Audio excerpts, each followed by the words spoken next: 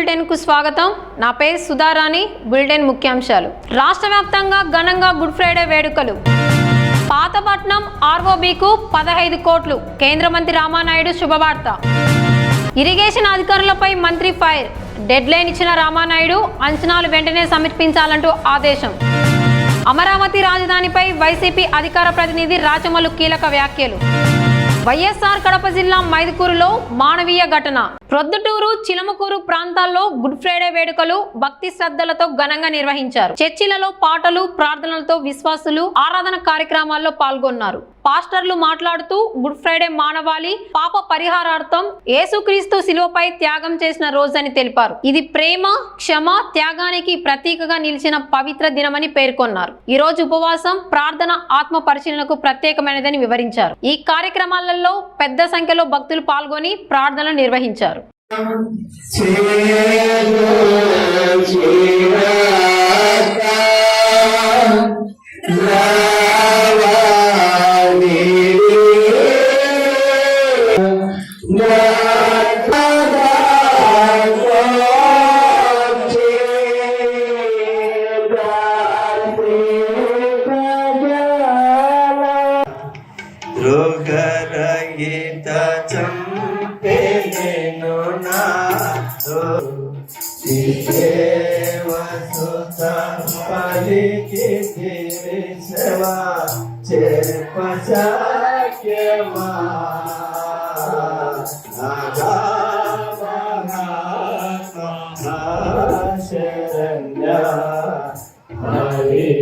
తప్పించుకోవచ్చు కదా, తప్పించుకోవాలా?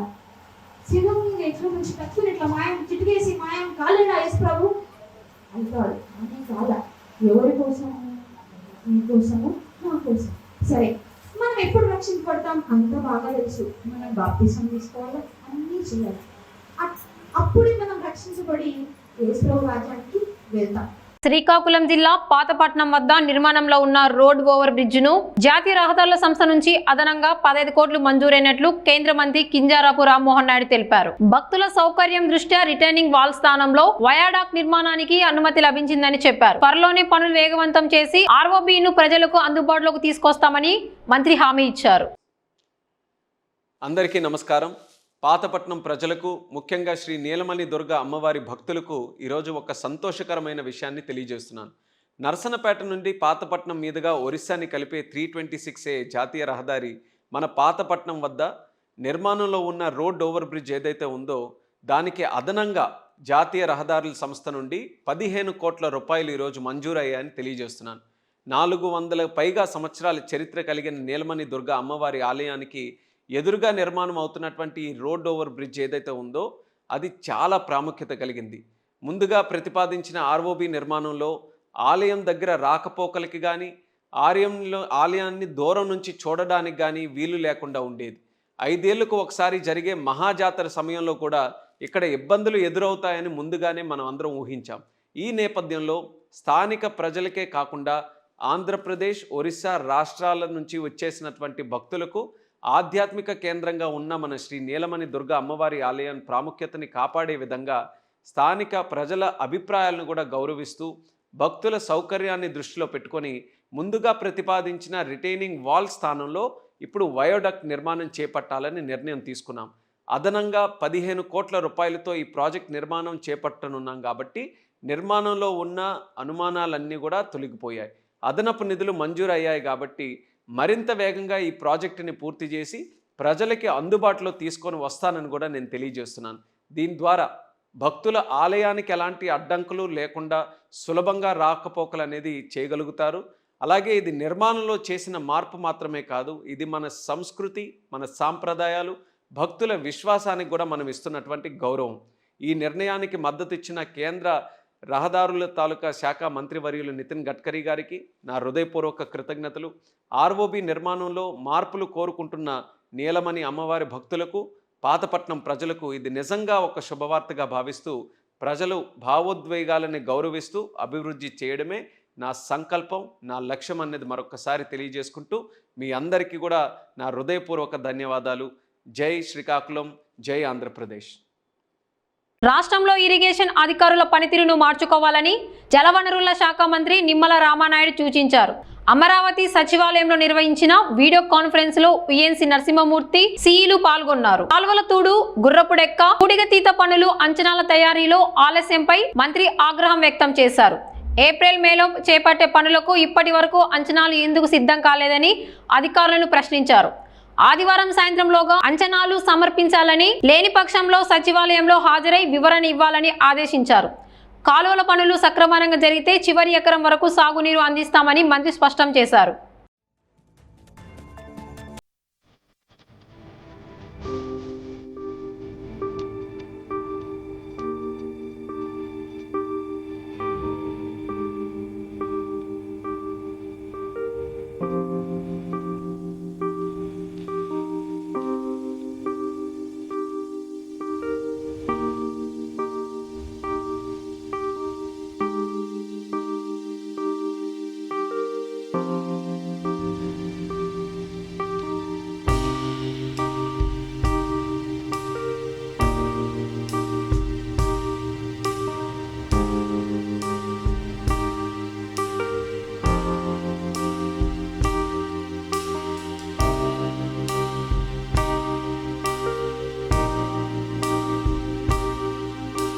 వైఎస్ఆర్ జిల్లా ప్రొద్దుటూరులో అమరావతి రాజధాని అంశంపై వైసీపీ మాజీ ఎమ్మెల్యే రాచమల్లు శివప్రసాద్ రెడ్డి విమర్శలు గుప్పించారు.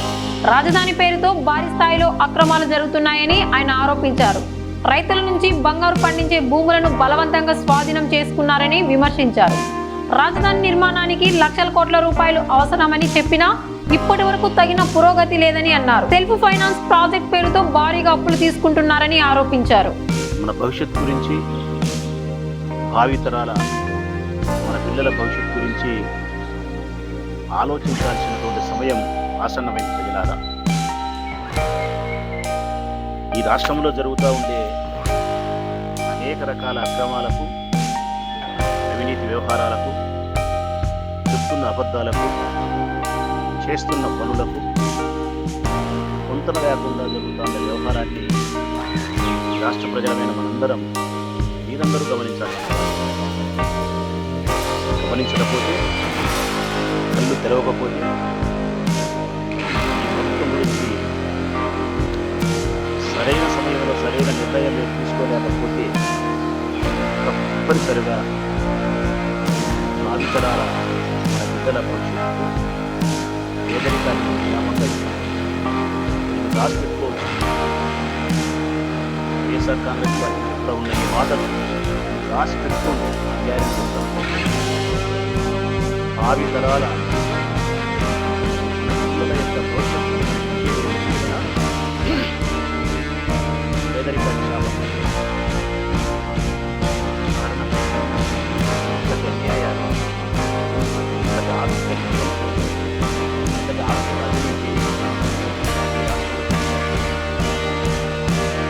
చాలా విషయాలు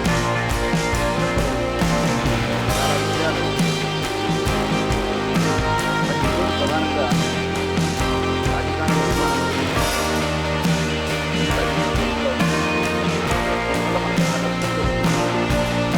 రాజధాని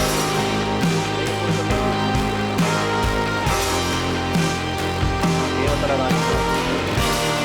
రాష్ట్ర ముఖ్యమంత్రి నారా చంద్రబాబు నాయుడు గారు వారు మాట్లాడిన మాటలు 2014 అప్పటి నుంచి ఇప్పటి వరకు ఒకే స్లోగనే, దేవతల రాజధాని నిర్మాణం చేస్తాం మీకోసం ప్రజలారా.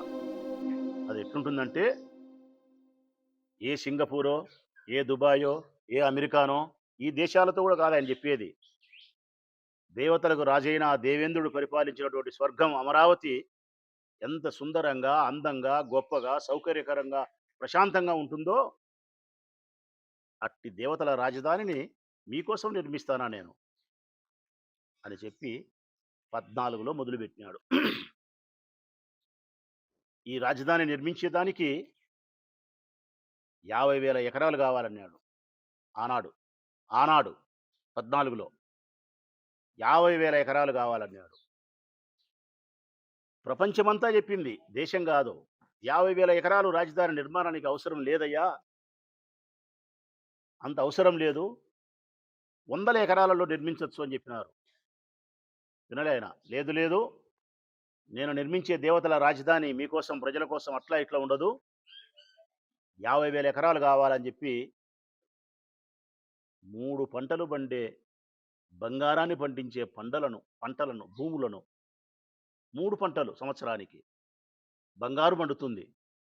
అట్లాంటి బంగారు పండించే రైతుల దగ్గర నుంచి దుర్మార్గంగా 50,000 ఎకరాలను రాజధాని నిర్మాణం కోసం తీసుకునే ఈ పెద్ద మనిషి 14లో, ప్రజెంట్ 26 సంవత్సరం, 12 సంవత్సరాలు గడిచింది. రాజధాని నిర్మాణం ఏమైనా పూర్తయిందే? రాజధాని నిర్మాణం పూర్తి కాకపోయినా పర్వాలే, అందుకు సంబంధించిన ఆనవాళ్ళు ఏమైనా కనిపిస్తానాయా అని అడుగుతున్నా నేను. ఆనవాళ్ళు ఇది మా రాజధాని అని చెప్పడానికి కావాల్సి. కడప జిల్లా మైదుకూరు పట్టణంలో అమానుష ఘటన వెలుగులోకి వచ్చింది. మద్యానికి బానిసైన ఓ తండ్రి ప్రొద్దుటూరు రోడ్లోని రెవెన్యూ కాలనీకి చెందిన బాలకుమార్ తన అన్న బిడ్డను 50,000 రూపాయలకు అమ్ముకున్నాడు. తల్లి ఐసిడిఎస్ అధికారులకు ఫిర్యాదు చేయడంతో అధికారులు వెంటనే స్పందించి పోలీసులతో కలిసి విచారణ చేపట్టారు. విచారణలో ప్రొద్దుటూరులోని ఓ వ్యక్తికి బిడ్డను విక్రయించినట్లు వెలుగులోకి వచ్చింది. దీంతో అధికారులు బిడ్డను స్వాధీనం చేసుకుని తల్లికి అప్పగించారు. అయితే ఈ వ్యవహారంలో చెన్నూరు ప్రభుత్వ ఆసుపత్రి సిబ్బంది పాత్రపై కూడా అనుమానాలు వ్యక్తమవుతున్నాయి. Staff nurse, sweeper, security guard సహారం ఉన్నట్లు సమాచారం రావడంతో వారిపై విచారణ కొనసాగుతోంది. ప్రస్తుతం సెక్యూరిటీ గార్డ్ పోలీసుల అదుపులో ఉన్నట్లు తెలుస్తోంది. ఘటనపై డిఎంహెచ్ఓ విచారణ చేపట్టారు. ఇక తల్లికి తన భర్త నుంచి ప్రాణహాని ఉన్న నేపథ్యంలో ఐసిడిఎస్ అధికారులు ఆమెను మరో 2 పిల్లలతో కలిసి మహిళా శిశు సంక్షేమ వసతి గృహానికి తరలించారు. ఈ ఘటన స్థానికంగా తీవ్ర కలకలం రేపింది. బాబును మా భర్త అమ్ముకుని అక్క కోసం చూస్తాడు. రోజు తాగడము, కొట్టడము, ఏదైనా కాగితాలు చింపడము, బెదిరియడము, కొడతా చేస్తా ఉంటారు. వేరే వాళ్ళు చెప్తాను, నాతో కూడా అంటాడు. అంటే తాగి అంటానులే ఇట్లా చేయడు కదా, అప్పుడు 2 పిల్లలు కూడా అంటాను చేయలే, ఏది ఊరికి అంటున్నాడులే తాగి ఎందుకు చేస్తాడు పిల్లలు అని మేము అట్లా బోసిపోయినాం సార్. నా వాళ్ళ నుంచి తీసుకోమండు. ముందే మమ్మల్ని కొట్టి ఏం నోరు ఎత్తినా మీరు వాళ్ళు తీసుకోకపోయినా లెక్క అయినా చేతులు ఇవ్వకపోయినా నేను కొట్టి చంపుతున్నాను. ముందే కొట్టి భయపెట్టి శనివారం నైట్ పోయినాము. ఇది ఆపరేషన్ చెప్పించారంట, అది లెక్క. ఆ రోజు పోయింటే కానీ వాళ్ళు ఈరోజు సార్ వాళ్ళు ఇంటికి పోయినారు. కుట్లు తీసుకుని వచ్చినప్పుడు రాండి అంటే అప్పుడు పోయినామా. కుట్లు తీసుకుని వచ్చినాక మేడం అడిగితే లీవ్లో ఉండమ్మ ఇప్పుడు లేను, మరి ఒకరోజు వచ్చినాక ఇచ్చాము పిల్లేమని చెప్పింది. వచ్చేసినాము. మళ్ళీ నిన్న తోలుకొని పోయి చెప్పిచ్చారు, నాకు పనులు ఏం లేవు, ఏదైనా వచ్చి తిందాము, కూరగాయలు మంచి చెట్టు తెచ్చుకొని తిందామని చెప్పి తోలుకొని పోయితే పక్కన ఇటు ఆసుపత్రి ఇటు ఎదురుగా వాళ్ళ ఇల్లు ఉంది. ఆమె పాలు అన్నీ అమ్ముతారు. ఆమెతో అప్పుడు ఆపరేషన్కు పోయినప్పుడు ఆమె చెప్పిండంటే ఆమె నిన్న రాత్రి పోయినప్పుడు మొన్న ఇట్లా కొనుక్కుంటారంట, ఎవరన్నా పిల్లోని తీసుకుంటారని అందరూ చెప్తాను. మేడం ఒక డాక్టర్ ఏమో నైట్ డ్యూటీ చేసామా విని ఏంది పరిస్థితి అని అడిగింది. అడిగింటే ఇట్లా బాబును అమ్ముతారంట వీళ్ళు, తీసుకుంటారేమో తీసుకోండి అని చెప్పింది. అటైతే నాకు ఎంతో నాకు తెలిసిన వాళ్ళు మా వాళ్ళే అడిగిన ఒకసారి అడిగింటే మేము ఎవరు లేక ఇప్పుడే మేము అనుకోలే, నువ్వు అమ్ముతా ఉంటున్నావు కదా మేము తీసుకుంటాను కానీ మేడం అనేది వాళ్ళని ఎవరిని చూడలేదు సార్. మాకు పిల్లలు తీసుకుపోయినాక మళ్ళీ డబ్బు తీసుకొని వచ్చినారు మేడం. వాళ్ళ మొహాలు చూడలే, వాళ్ళని ఎవరైనా తెలుసు మాకు. మేడము ఆమె చేతికి ఇవ్వండి అని చెప్పిండు. ఆమె నాకు వద్దు, నాకు ఆ పిల్లల డబ్బు నాకు వద్దు, నా పిల్లలు నాకు కావాలని ఏడ్చినా వాళ్ళు నీ చేతికి ఇవ్వమనేదని నా చేతిలో పెట్టిండు. ఆ చేతిలో నుంచి ఇంకా దింకున్నాడు. దింకొని ఇంకా మైబాకు ఆమెని సిద్ధార్థ వల్ల ఆటోలు ఎక్కి నువ్వు నాయన బాగలేదు కదా నువ్వు పోయిన ఆయన కాడికి ఆమె ఆటోలు ఎక్కి నేను రాత్రికి పోతాపో అని చెప్పిందంట. నేను మా ఊరికి పోయింటే అంతకుముందు మా ఊరితో కూడా ఇట్లా పిల్లలు అమ్ముతా, ఎవరైనా తీసుకునే వాళ్ళంటే చెప్పిద్దామని నేను ముగ్గురు సాకలేను, ఇద్దరైతే సాకుంటా, ముగ్గురినైతే సాకలేను, ఎవరైనా అంటే చెప్పిద్దామని చెప్పిందంట. నేను 2 పిల్లలతో పోయారు. అందరూ ప్రతి ఒక్కరు అడిగినారు ఏమైంది నువ్వు ముగ్గురు పిల్లలతో అయిపోయినావు, 2 పిల్లలతో ఎందుకు వచ్చినాను అని ప్రతి ఒక్కరు అడుగుతారు. ఆమె అంటే ఇంకా చెప్పిన అంతకుముందే మాకు చెప్పినాడు, నువ్వు చెప్పు అంటే ఇంకా చెప్పేసింది సార్. ఆంధ్రప్రదేశ్ రాజధానిగా అమరావతిని నిర్ణయిస్తూ లోక్సభ, రాజ్యసభల్లో బిల్లు ఆమోదం పొందిన సందర్భంగా జమ్మలమడుగులో తెలుగుదేశం పార్టీ ఆధ్వర్యంలో ర్యాలీ నిర్వహించారు. కడప టీడీపీ ఇన్ఛార్జ్ భూపేష్ రెడ్డి నాయకత్వంలో పట్టణ పురవీధుల గుండా ర్యాలీ నిర్వహించి అనంతరం మహాత్మా గాంధీ విగ్రహానికి పూలమాలలు వేసి నివాళులు అర్పించారు. ఈ సందర్భంగా భూపేష్ రెడ్డి మాట్లాడుతూ రాష్ట్రం ఎన్నో సంవత్సరాలుగా రాజధాని లేకుండా కొనసాగిందని, అమరావతి నిర్మాణం రాష్ట్ర అభివృద్ధికి కీలకమని అన్నారు. గత ప్రభుత్వంపై విమర్శలు చేస్తూ ప్రజలను తప్పుదారి పట్టించారని ఆరోపించారు. అమరావతి రాజధానిగా రావడానికి కృషి చేసిన ప్రతి నాయకుడికి ధన్యవాదాలు తెలిపారు. రాష్ట్ర అభివృద్ధి కోసం ప్రజలు తెలుగుదేశం పార్టీకి మద్దతు ఇవ్వాలని కోరారు. ఈ కార్యక్రమంలో టీడీపీ రాష్ట్ర కార్యదర్శి Ramana Reddy, market yard chairman Nageswar Reddy, party నాయకులు, కార్యకర్తలు పాల్గొన్నారు.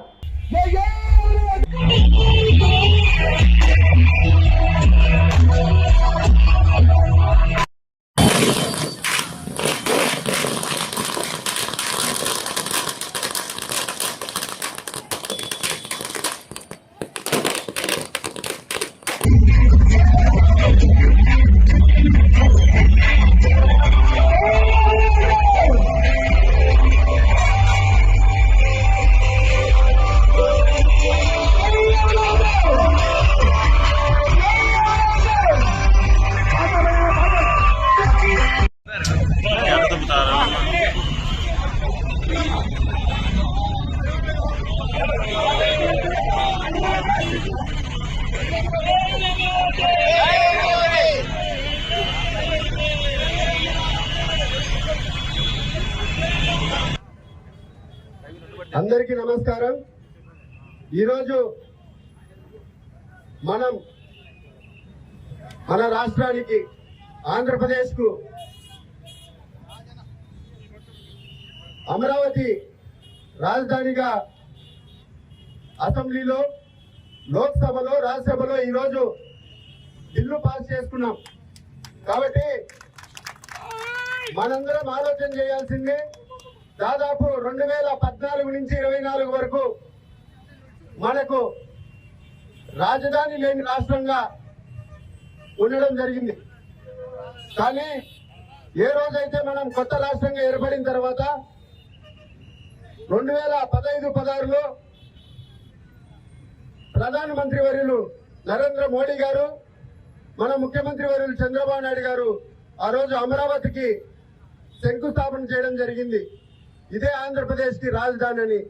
ఆ రోజు కేంద్రం నుంచి కూడా మన పెద్దలు నరేంద్ర మోడీ గారు మనకు పవిత్రమైన మట్టి, పవిత్రమైన జలాలు తీసుకొని వచ్చి మన భారతదేశం నలుమూలల నుంచి ఈ మట్టి కానీ ఈ జలాల్ని తీసుకొని వచ్చి ఇదే శాశ్వత రాజధాని చెప్పి ఆ రోజు మన ప్రధానమంత్రి వారు చెప్పడం జరిగింది. కానీ ఆ రోజు జగన్మోహన్ రెడ్డి గారు ఈ 3,000 ఎకరాలు కాదు, 10,000 ఎకరాలు కాదు, 30,000 ఎకరాలు ఉంటేనే ఇది రాజధాని మనము తీర్చిదిద్దగలమని ఆ రోజు జగన్మోహన్ రెడ్డి గారు పాదయాత్రలో ప్రతి ఒక్కరిని నమ్మించి, నేను కూడా ఇక్కడనే తాడేపల్లిలోనే ఇల్లు కట్టుకుంటున్నాను, ఇక్కడే భూమి కొన్నాను, ఇల్లు కట్టుకుంటున్నాను అని చెప్పి ఆ రోజు అక్కడ రైతులు ఎవరైతే త్యాగం చేసినారో అమరావతికి, నగరానికి, భాగ్యనగరానికి, ఆ రోజు వాళ్ళందరినీ నమ్మించడానికి నేను ఇక్కడనే ఇల్లు కట్టుకుంటానని చెప్పి నమ్మించి మోసం చేయడం జరిగింది.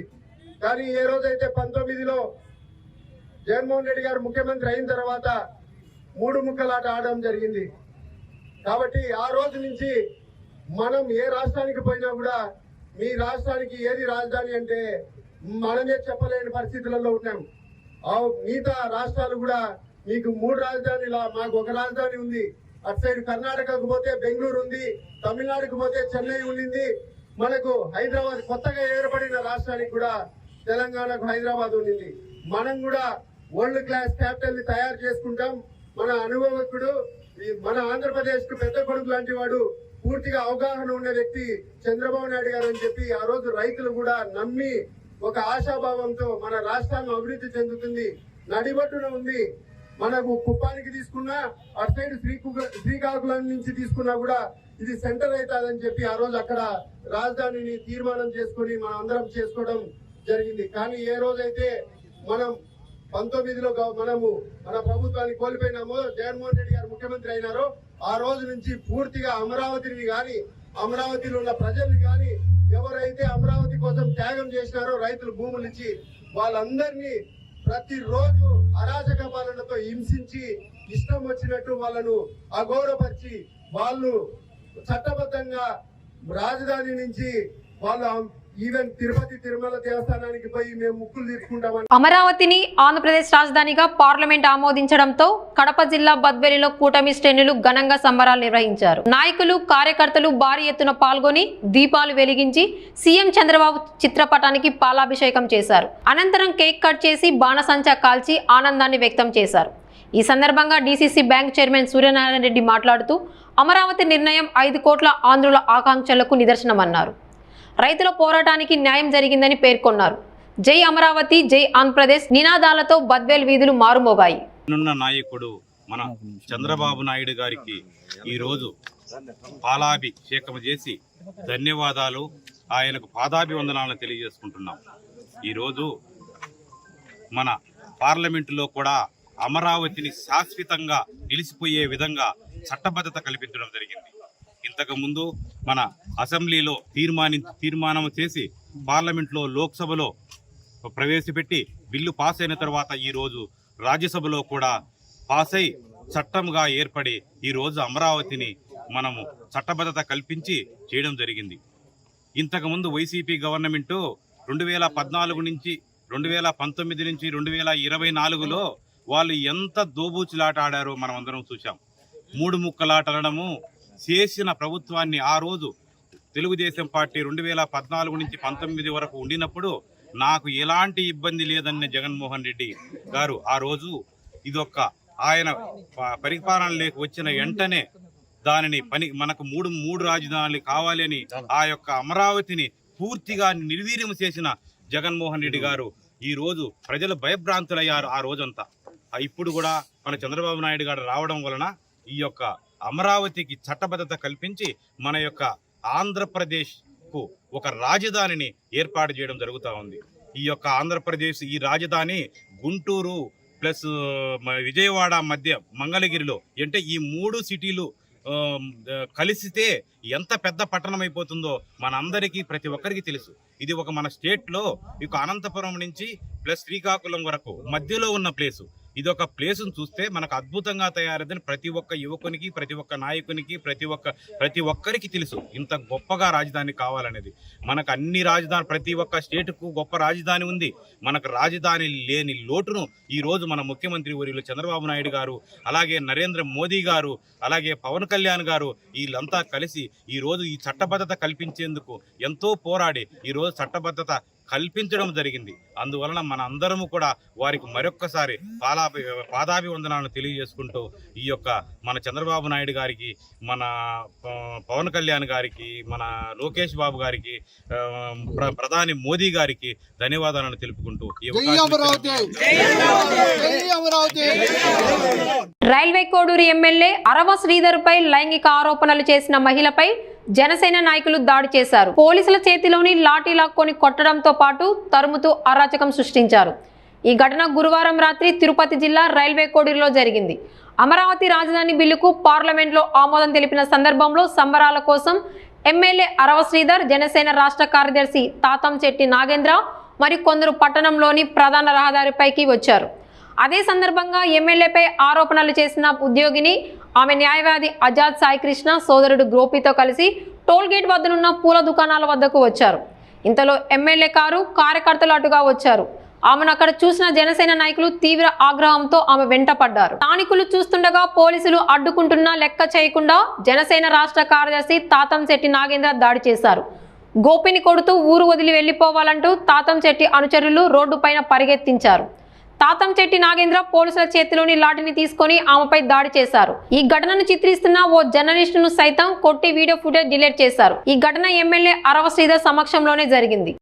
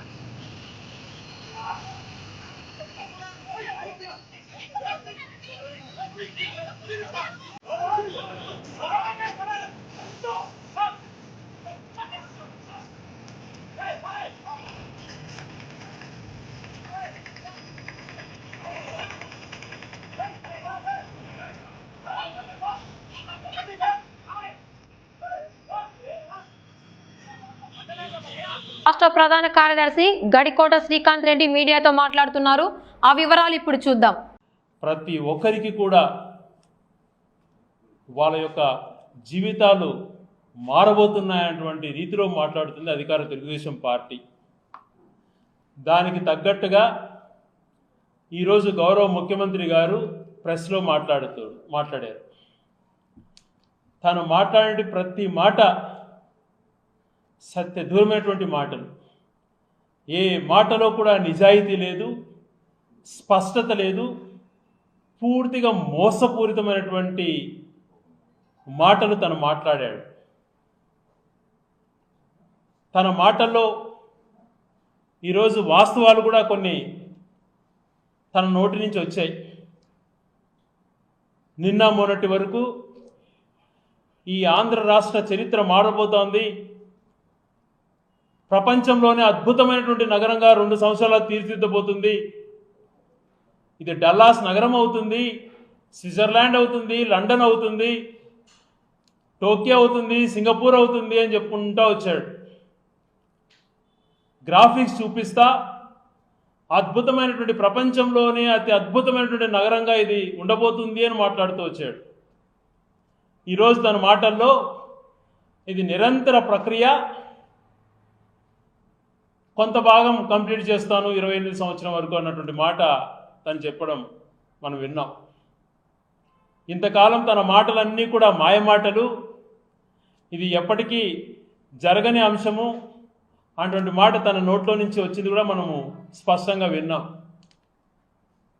ఈరోజు రాష్ట్ర ప్రజలం అందరం కూడా అన్ని ప్రాంతాల నుంచి కూడా జిఎస్టీ రూపంలోనో ఇతర రూపంలో పన్నులు కట్టేవాళ్ళు కానీ ఈ రాష్ట్ర శ్రేయస్సు గురించి ఆలోచన చేసినటువంటి వాళ్ళందరూ కూడా ఒకటే భయాందోళనతో ఉన్నారు. ఈ రాష్ట్ర పరిస్థితి గురించి ఆందోళన చెందుతున్నారు. ఇన్ని లక్షల కోట్ల రూపాయలతో ఇంత ప్రజలంతా అన్ని ప్రాంతాలకు సంబంధించినటువంటి వాళ్ళు ప్రజలంతా పన్నులు చెల్లింపేటువంటి డబ్బుతో ప్రజలకు ఉపయోగపడే విధంగా ఆలోచన చేయకుండా దీర్ఘకాలికంగా మన పైన అప్పుల భారం పడే విధంగా అప్పులు తెస్తూ అది కూడా అధిక వడ్డీలతో కార్పొరేషన్ లోన్లు కానీ మిగిలినటువంటి లోన్లు ఎక్కడి నుంచో లోన్లన్నీ పట్టుకొస్తూ కొన్ని బిల్డింగులు కట్టడానికి కొంత ఇన్ఫ్రాస్ట్రక్చర్ ఏర్పాటు చేయడానికి 2 లక్షల కోట్ల రూపాయలు ఖర్చు పెట్టి నామరూపమైనటువంటి చిన్న కొంచెం సీడ్ క్యాపిటల్లో మాత్రం కంప్లీట్ చేయగలుగుతామన్న మాటలు విన్నప్పుడు మిగిలిన ప్రాంతాల యొక్క పరిస్థితి ఏంటి అని ఆలోచన వస్తూ ఉంది. అలాగే తన మాటల్లో పచ్చి అబద్ధమైనటువంటి మాటల్లో మొట్టమొదటిది ఈ రాష్ట్రం విభజన జరిగిన తర్వాత కేంద్ర ప్రభుత్వం 2 కమిటీలు ఏర్పాటు చేసింది. ఒకటి శ్రీకృష్ణ కమిటీ, శివరామన్ కమిటీ అనేటువంటి కమిటీలు. ఆ కమిటీలు రాష్ట్రమంతా పర్యటించి అందులో 46% మంది విజయవాడ గుంటూరుకు అనుకూలంగా రాజధాని ఉండాలి అని చెప్పి వాళ్ళు చెప్పారు అటువంటి మాటలు తను చెప్పాడు. శివరామన్ కమిటీ స్పష్టంగా ఏం చెప్పిందో, శ్రీకృష్ణ కమిటీ ఏం చెప్పిందో ఆయన ఒకసారి రిపోర్ట్ చదవమంటున్నా. ఆ రిపోర్ట్ ఎక్కడికి పోలేదు, ఇప్పటికీ రికార్డ్స్లో ఉంది. రాష్ట్ర ప్రజలంతా కూడా మేధావులంతా కూడా ఆ రిపోర్ట్ల అంశాలను ఒకసారి పరిశీలన చేయమంటున్నాం. ఆ ఆ కమిటీ ఇచ్చినటువంటి సూచనలను పక్కన తోసి ఆ కమిటీ ఏదైతే రాష్ట్ర శ్రేయస్సు కోసం ఆలోచన చేసి చెప్పిందో ఏ ఒక్కటి పాటించకుండా తాను ఇది ఇవాల్టి ప్రైమ్ బులెటిన్. చూస్తూనే ఉండండి ప్రతి వార్త ప్రజల పక్షం.